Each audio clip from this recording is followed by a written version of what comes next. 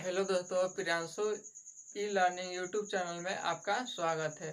इस वीडियो में हम जानेंगे न्यूक्लियर पावर प्लांट के बारे में। यह क्या होता है तथा इससे कैसे बिजली उत्पन्न की जाती है। तो चलिए जानते हैं न्यूक्लियर पावर प्लांट के बारे में।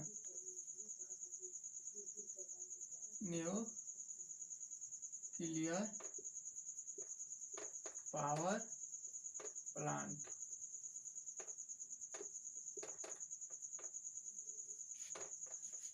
इसमें हम बिजली स्टीम एनर्जी को इलेक्ट्रिकल एनर्जी में कन्वर्ट करके प्राप्त करते हैं। यह same as coal thermal power plant के जैसा ही कार्य करता है। इसमें जो हम फ्यूल यूज करते हैं वो कोयला की जगह नाभिकीय फ्यूल यूज करते हैं, जैसे कि यूरेनियम या उसके समस्थानिक। इसमें इसका एक फायदा ये है कि इसमें बहुत कम ईंधन में बहुत ज़्यादा एनर्जी रिलीज होता है। तो चलिए इसमें हम जानते हैं कि इसे स्थापित करने के लिए किन किन मुख्य बातों को ध्यान में रखा जाता है। Selection of site of nuclear power plant।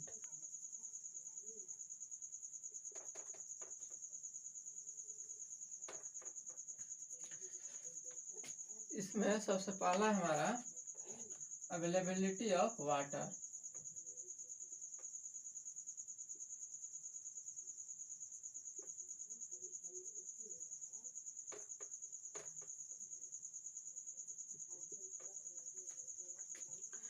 जैसे कि इसमें भी कोल थर्मल पावर के जैसा इसमें भी हम स्टीम प्रोड्यूस करते हैं। इसीलिए स्टीम को प्रोड्यूस करने के लिए हमें बहुत ज़्यादा मात्रा में पानी की आवश्यकता होती है। इसीलिए हम इसे वहाँ पर स्थापित करेंगे जहाँ हमें पानी इजीली मिल सके, जैसे कि रिवर या सी एरिया के पास। दूसरा हमारा है ट्रांसपोर्टेशन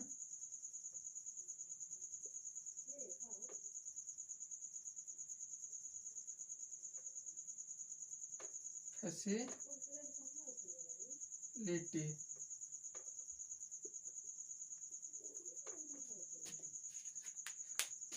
इसे हम उस जगह पर स्थापित करेंगे जहां हमें रेल या रोड की सुविधा हो, क्योंकि इसको स्थापित करने के लिए हेवी इक्विपमेंट की जरूरत पड़ती है। तीसरा हमारा है डिस्पोजल ऑफ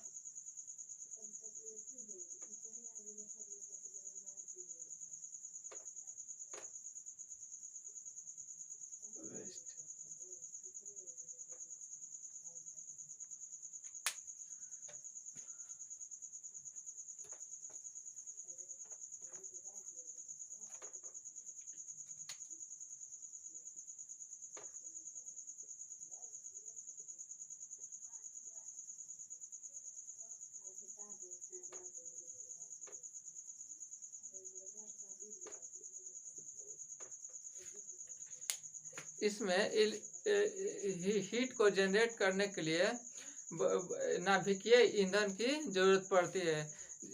इसीलिए इसका जो वेस्ट होता है, जैसे कि राख, उसको ये सबसे बड़ी समस्या होती है कि इसे कहाँ स्टोर किया जाए।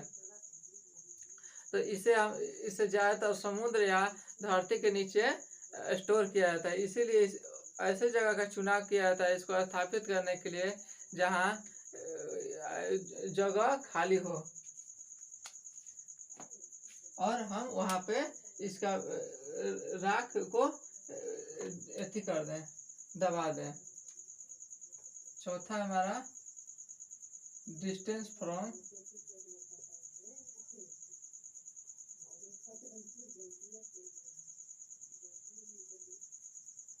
Populated area.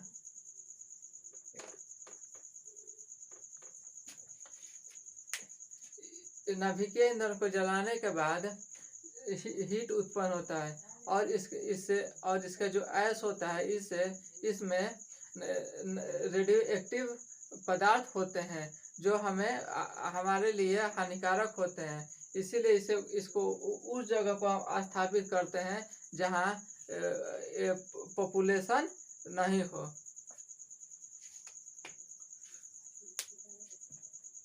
तो चलिए हम जानते हैं डायग्राम की मदद से कैसे वर्क करता है।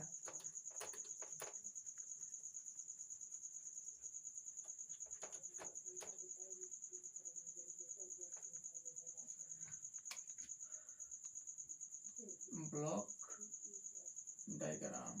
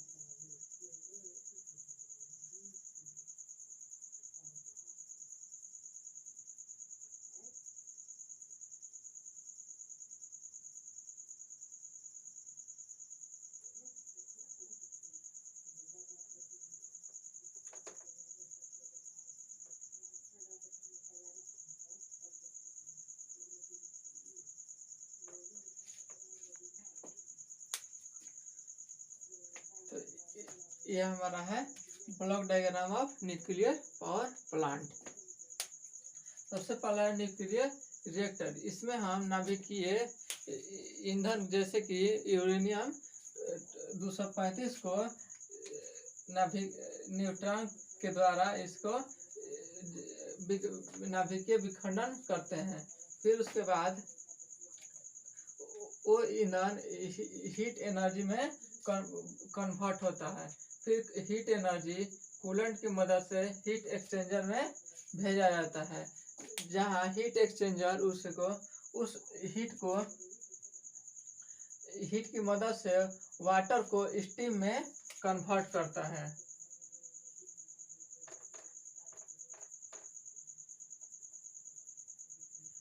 फिर उस स्टीम को टरबाइन के पास भेजा जाता है। टरबाइन उस स्टीम एनर्जी को मैकेनिकल एनर्जी में कन्वर्ट कर देता है और कन्वर्ट करने के बाद अल्टरनेटर को भेज देता है। जिससे अल्टरनेटर मैकेनिकल एनर्जी को इलेक्ट्रिकल एनर्जी में कन्वर्ट करता है। स्टीम को टरबाइन मैकेनिकल एनर्जी में कन्वर्ट करने के बाद फिर उसे कंडेंसर के पास भेज दिया जाता है, जहाँ स्टीम वाटर में कन्वर्ट हो जाता है। फिर कंडेंसर से वाटर में कन्वर्ट होने के बाद उसे कूलिंग टावर के पास भेजा जाता है, जहाँ उसे ठंडा किया जाता है।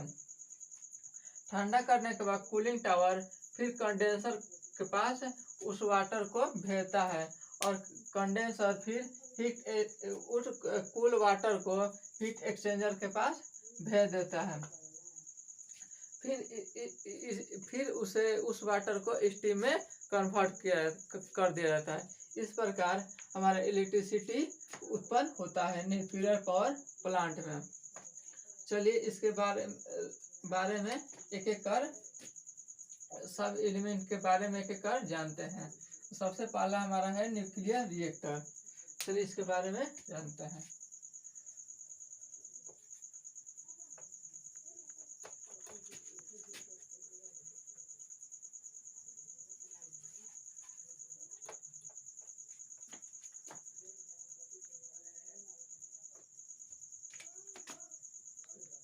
न्यूक्लियर रिएक्टर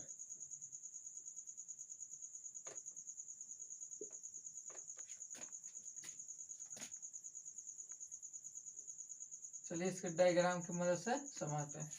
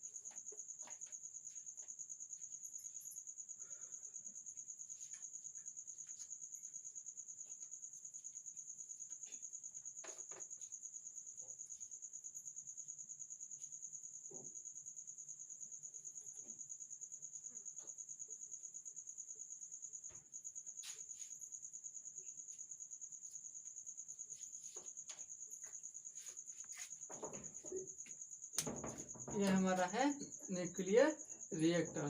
तो इसके फंक्शन के बारे में जानते हैं।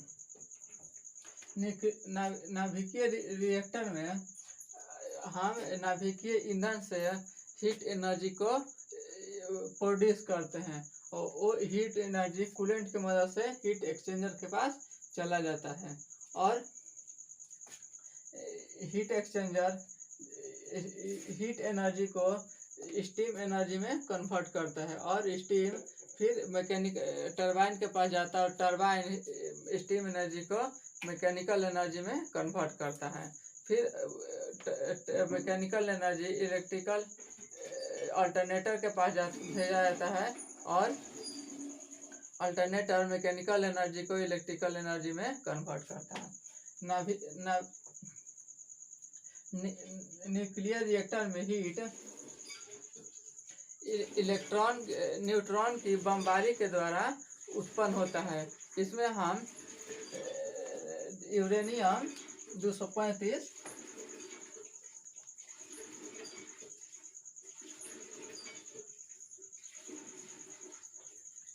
पर हम न्यूट्रॉन की बमबारी कराया जाता है, जिससे न्यूट्रॉन और तीन सेम न्यूट्रॉन के रूप में विघटित होता है और बहुत ज़्यादा मात्रा में एनर्जी उत्पन्न होती है। फिर उस विघटन के बाद न्यूट्रॉन फिर से यूरेनियम 235 पर 35 को फिर से विघटन करता है और उसके बाद वो तीन के गुणज में निकलते रहता है। ये प्रक्रिया तब तक चलती रहती है जब तक पूरी तरह से न्यूट्रॉन खत्म नहीं हो जाता है। इस प्रक्रिया को हम चेन रिएक्शन बोलते हैं। इससे बहुत कम समय में हमें बहुत ज़्यादा मात्रा में एनर्जी उत्पन्न हो जाती है। इसमें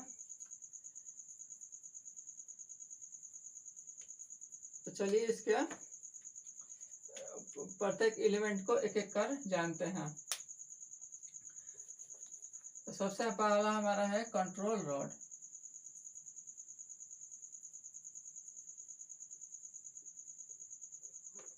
कंट्रोल रॉड चेन रिएक्शन को कंट्रोल करने के लिए यूज किया जाता है। इसमें हम जब कंट्रोल रॉड को पुश करते हैं तो चेन रिएक्शन स्लो हो जाता है और या बंद हो जाता है कुछ समय के लिए। फिर जब हम उसे वो निकालते हैं न्यूक्लियर रिएक्टर से तो फिर चेन रिएक्शन शुरू हो जाता है। यह ऑटोमेटिकली होता है और यह लोड के वेरिएशन के हिसाब से काम करता है। कंट्रोल रॉड बोरॉन और कैनेडियम का बना होता है। बोरॉन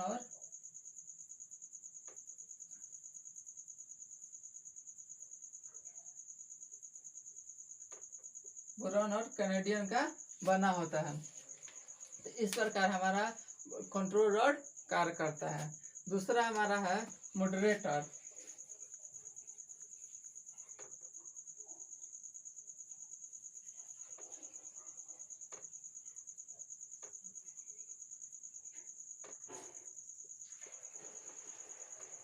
मॉडरेटर का काम होता है कि यह जो चेन रिएक्शन के बाद न्यूट्रॉन निकलते हैं उसकी गति को धीमा करना। इसमें हम ग्रेफाइट हेवी वाटर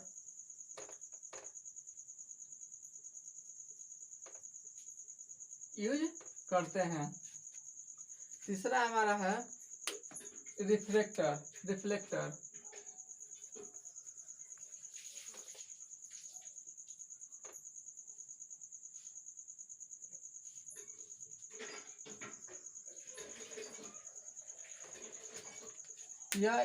यह रिएक्टर के सतह पर होता है, जिससे जो इलेक्ट्रॉन निकलते हैं वो इधर उधर नहीं फैल सके, वह फिर से रिएक्टर के अंदर नाभिकीय विखंडन के लिए रिस्पॉन्सिबल हो सके। इस प्रकार हमारा रिफ्लेक्टर काम करता है। चौथा हमारा शील्डिंग।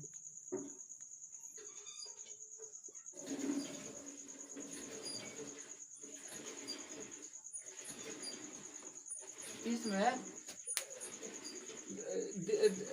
रिएक्टर के दीवारों पर एक प्रकार का लेप होता है जो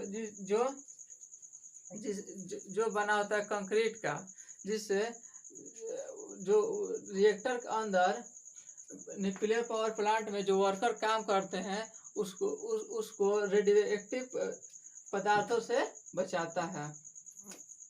यह कंक्रीट का बना होता है। चौथा हमारा रिएक्टर VC। चौथा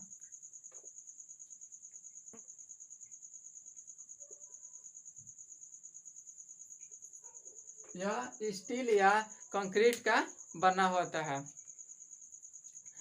यह फ्यूल को रखने के लिए एक जगह प्रदान करता है। पांचवा हमारा है कूलेंट।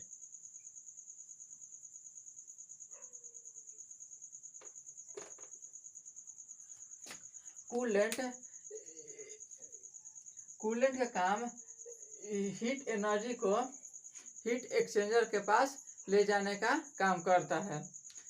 कूलेंट के रूप में हम H2O hydrogen, air, heavy water,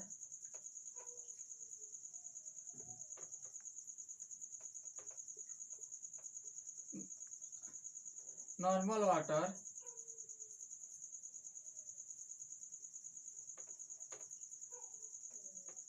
liquid sodium,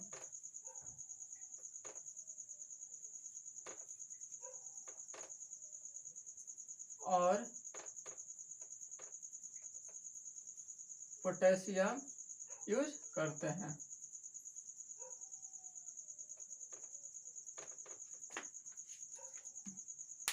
तो इस प्रकार हमारा न्यूक्लियर रिएक्टर काम करता है।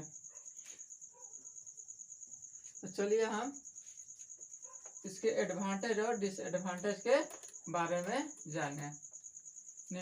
और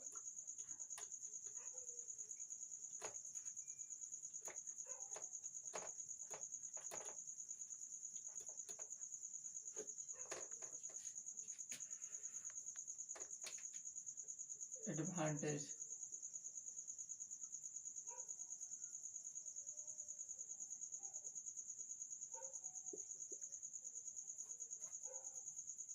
सबसे पहला हमारा है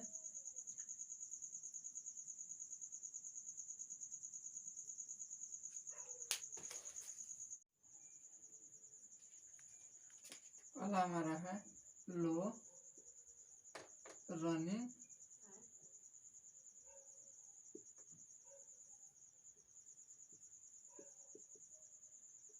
रनिंग कॉस्ट। दूसरा less space required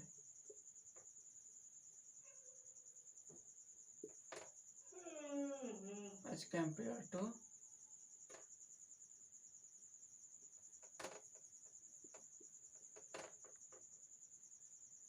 hydroelectric power plant। तीसरा free from air pollution.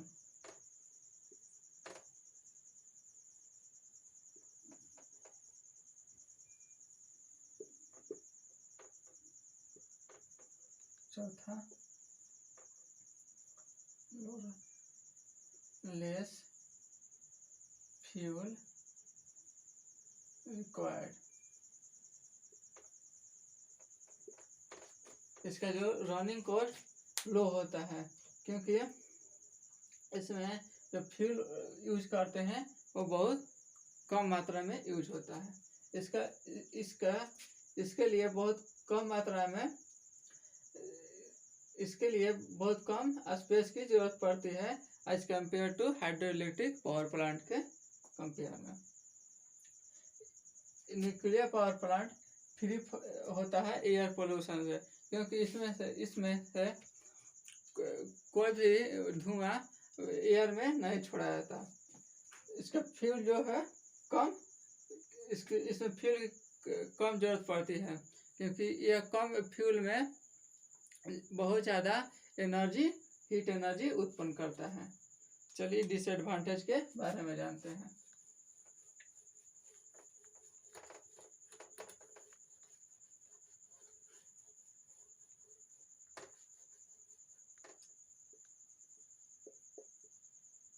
Disadvantage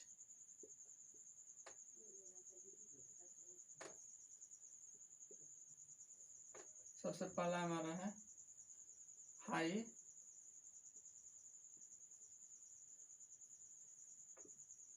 capital cost. दूसरा danger in if loss of coolant.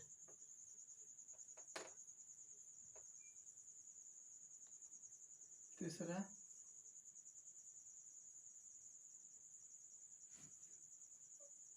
Only work on base load.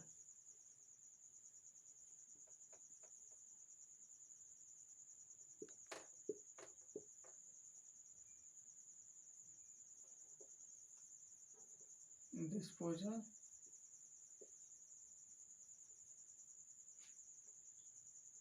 Of waste problem. Disposal of waste, इसका capital cost high होता है। दूसरा हमारा disadvantage, यह बहुत खतरनाक होता है जब इसका कूलेंट खत्म हो जाता है। यह सिर्फ बेस लोड पर ही काम करता है। इसमें इसका जो वेस्ट है उसको डिस्पोज करने वाला ये बहुत बड़ा प्रॉब्लम है। इस प्रकार हमारा न्यूक्लियर पावर प्लांट वर्क करता है। Thank you.